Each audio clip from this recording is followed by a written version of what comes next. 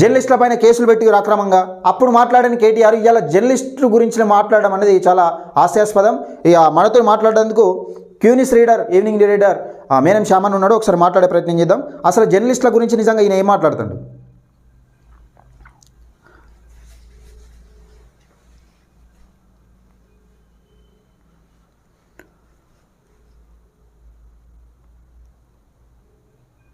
Hello hello అన్న, నమస్తే అన్న. అన్న, ఇప్పుడు గతంలో బీఆర్ఎస్ నాయకులు ఏ జర్నలిస్టుల పైన స్పందించలే, ఏ జర్నలిస్టుల పైన దాడి జరిగినా, అక్రమ కేసులు పెట్టినా ఎప్పుడు కూడా ఏ నాయకులు కూడా స్పందించలే.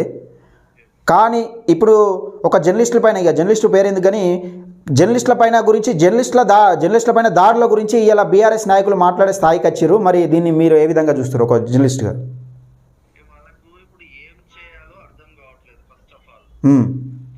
అధికారం పోయింది. ఇప్పుడు పార్లమెంట్ ఎలక్షన్లలో కూడా 1-2 సీట్లకు మించి వచ్చే పరిస్థితి కూడా మెదక్లో గెలుస్తారా గెలవరా తెలియదు. మరి నిజంగానే వీళ్ళు 10 సంవత్సరాలు 9.5 సంవత్సరాలు అధికారంలో ఉన్నప్పుడు క్యూనిస్ ఆఫీస్ పైన దాడి జరిగి, శనార్థి తెలంగాణ ఆఫీస్ పైన దాడి జరిగినప్పుడు ఇదే కనీసం బీఆర్ఎస్ లో ఉన్న కొంతమంది అయినా ప్రశ్నిస్తే వీళ్ళకి అండగా ఉండే వాళ్ళందరూ. అవును, ఆ రోజు క్యూనిస్ పైన దాడి జరిగినప్పుడు మీరు కూడా ఉన్నారు కదా? నేను లైవ్ లోనే ఉన్నాను ఆ రోజు. అవును, మరి కనీసం అప్పుడు స్పందించలేదు. అక్రమ కేసులు ఉల్టా కొట్టేసి, ఉల్టా కంప్లీట్ గా అంటే అటెంప్ట్ మర్డర్ చేసేసి, ఉల్టా క్యూనిస్ స్టాఫ్ పైనే, తిన్మార్ మల్లన్న పైనే 307 కేసులు పెట్టి జైలుకు పంపించిన సంగతి అందరికి తెలిసిందే, ముచ్చట్లు. సరే, ఇది పక్కన పెడితే నిజంగా సరే అప్పుడు ప్రశ్నించలేదు. తిన్మార్ మల్లన్న హెవీగా క్వశ్చన్ చేస్తున్నాడు, ప్రశ్నించలేదు అనుకోవచ్చు, సపోజ్ చెప్తున్నా.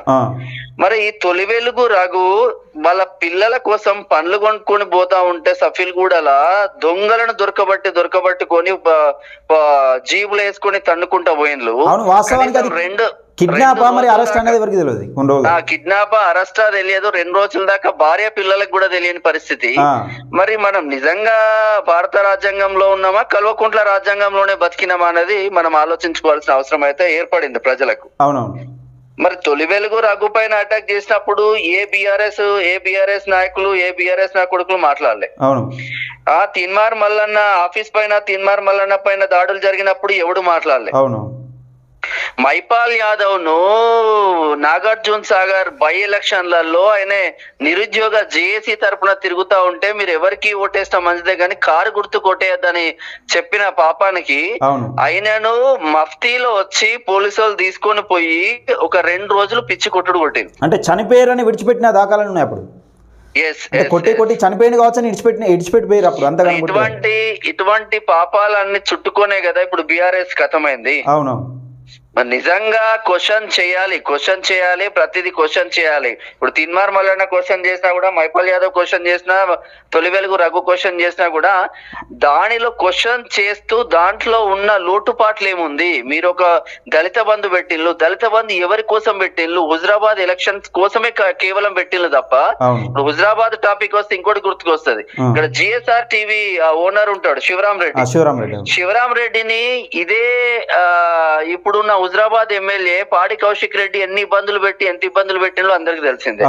శివరాం రెడ్డికి సంబంధించిన ఒక కెమెరామ్యాన్ ను ముదిరాజు బిడ్డని కులం కోణంలో దూషించి కొట్టిన గాడిది కొడుకులు ఇల్లు. ఇక ఇటువంటి వాళ్ళ గురించి ఇప్పుడు ప్రజాస్వామ్యమే నవ్వుకుంటుంది. ఇటువంటి వాళ్ళు ఇప్పుడు ఇటువంటి దాడులు చేసి నిజంగా ఈ రోజు జర్నలిస్టుల గురించి మాట్లాడడం అనేది చాలా అది బాధాకరం. అసలు దేంతో నవ్వాలని అర్థం కాని విషయం ఇది. సరే, ఇంత మంది మీద దాడులు జరిగినాయి. కాలోజీ టీవీ సీనన్న, ఆ కాలోజీ టీవీ సీనన్న ఛానల్ పెట్టుకొని మంచి ఎడ్యుకేటెడ్, మంచి చదువుకున్న వ్యక్తి, ఆ సొసైటీకి ఏదో చేద్దామని ఛానల్ పెట్టుకొని ముందుకెళ్తా ఉంటే కాలోజీ టీవీ సీనన్న ఆ బృందాన్ని రూమ్ లోకి వెళ్ళి ఎత్తుకొని పోయి కొట్టిన సందర్భాలు లేవా? వాళ్ళపైన అది అప్పుడు కాలోజీ టీవీ సీనన్న కూడా మార్నింగ్ న్యూస్ కి వచ్చిండు కదా. మరి అటువంటప్పుడు క్వశ్చన్ చేయని వీళ్ళు ఇప్పుడు ఇక మొత్తం ప్రజాస్వామ్యం చచ్చిపోతుంది, ప్రజాస్వామ్యం మొత్తం ఏదో అయిపోతుంది అన్న కోణం.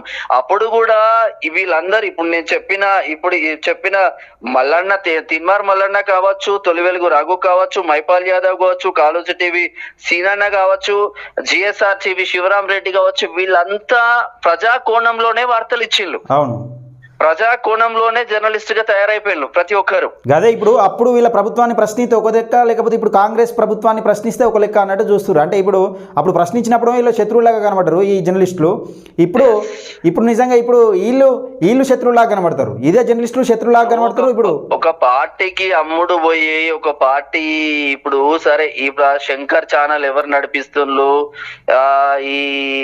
ఈయన ఛానల్ ఎవరు నడిపిస్తుండ్రు అందరికి తెలిసిన ముచ్చట్లే అవన్నీ. అవును, ఎవరు బ్యాక్ ఎండ్ నుంచి నడిపిస్తున్నారు, ఎవరు ఎంత పోతుంది, ఎంత ఇస్తున్నారు, ఏమైతుంది అందరికి తెలిసిందే. అవును, వీళ్ళకు కేటీఆర్ కి ఎట్లయిపోయిందంటే మెయిన్ ఛానల్స్ అన్ని కొనిపడేసినాం. గదే 34 అంటే మెడికల్ కాలేజీల వాళ్ళు 32 యూట్యూబ్ ఛానల్ పెట్టుకుంటే మా పార్టీ అధికారంలో బాగుంటున్నాడు. సరే అది కూడా పెట్టుకున్నాడు, సక్సెస్ కాలేదు. 42 ఛానళ్లను కొన్నాడు ఎలక్షన్ల ముందు, యూట్యూబ్ ఛానళ్లను. అంటే మాట్లాడే వాళ్ళు ఉండాలి కదా, జనంలో మాట్లాడే వాళ్ళు, పలుకుబడి పేరున్న వాళ్ళు ఉండాలి. ఇటువంటి శంకర్ అటువంటి ఛానళ్లను బోలెడు కొనేసిండు. అవునవును, గతంలో కూడా అయినా కూడా వర్కౌట్ కాలేదు. అరే అమ్మ వీళ్ళు ఇంకా క్వశ్చన్ చేస్తున్నారు మనల్ని అంటే, మనం క్వశ్చన్ చేసేది 100% ప్రజా కోణంలో క్వశ్చన్ చేస్తున్నారు. అవును, ఇప్పుడు నిజంగా వీళ్ళు కూడా ప్రజా కోణంలో క్వశ్చన్ చేస్తే ఏం కాదు, ఒక పార్టీకి అమ్ముడు పోయి క్వశ్చన్ చేస్తున్నారు. అంటే క్యూనిస్ గానీ ఏ రోజు ఒక పార్టీకి తొత్తులాగా వ్యవహరించలేదు నిజంగా. అప్పుడు కూడా ఎవరికైనా ఓటేసుకోండి, నిజంగా మంచి చేస్తే మళ్ళీ ఓటేసుకోండి బీఆర్ఎస్ కు, కానీ ఎవరికైనా ఓటేసుకోండి, మంచి చేసే వాళ్ళకు ఓటేసుకోండి, మంచి నాయకులను ఎన్నుకోండి అని చెప్పినాం. అవును, నిజంగా అంటే వాస్తవంగా ఒక జర్నలిస్టుల విషయంలో అంతా జరిగినా కూడా ఏ జర్నలిస్ట్ సంఘాలు మాట్లాడలేదు. తిన్మార్ మల్లన్న విషయంలో, తొలి వెలుగు రఘు విషయంలో, జిఎస్ఆర్ టీవీ శివరాం రెడ్డి విషయంలో, కాళోజీ టీవీ సీనన్న విషయంలో, మైపాల్ యాదవ్ విషయంలో మరి జర్నలిస్ట్ సంఘాలు ఉన్నాయా, చచ్చిపోయినాయా అప్పుడు అర్థం కాదు. మరి వీళ్ళు ఎక్కడ జర్నలిస్టులు, ఏడ ఏంది అన్నది కూడా ఎవరికి అర్థం కాకుండా